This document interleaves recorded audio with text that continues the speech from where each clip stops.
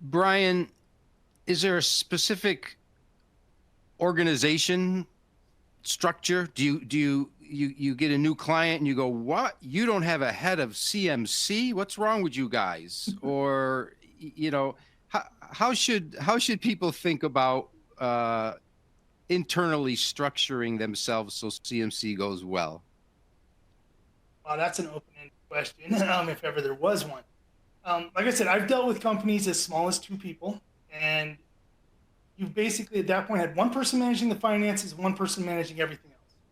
And when that one person's responsible for clinical and CMC and everything else, there's no way they can handle it all. They're spread too thin. And this is where, when we're dealing with smaller companies that don't have the human resources and really couldn't justify the spending for having a full-time quality, a full-time regulatory, a full-time QC, you can't hire 10 full-time people.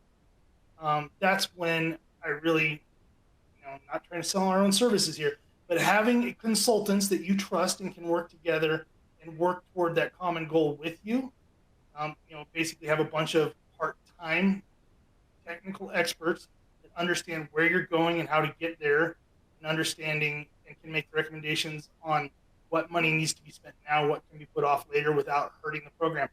It all comes back again to that risk assessment. How much risk are you willing to take?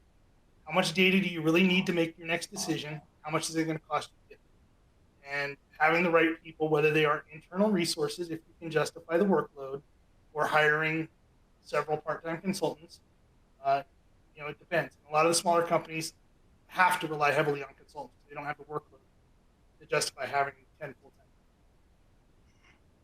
And that's when Joanne, you you've also end been up having people multitasking. Yep. Joanne, you've been through various companies and roles. How does a young biotech structure itself? Well, it's very lean, but I think it's important to have the right people. I think it's worth the cost of adding one or two experts one expert in each area, each big area.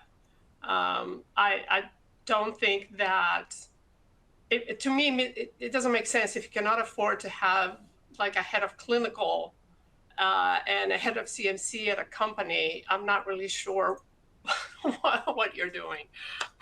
I wouldn't start a company if I couldn't have at least some key people on the leadership team. I think the consultant, obviously that's a great idea.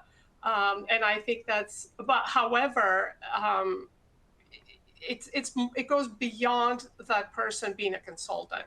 I think it's a team member, because they have to make the decisions at that point. So that's where I differentiate between consultant and employee. Is the consultant, if the consultant is asking for permission to make a decision, or the decision is delegated to somebody else, then they're truly a consultant. But if they're asked to make all the decisions themselves, they're just a part-time employee.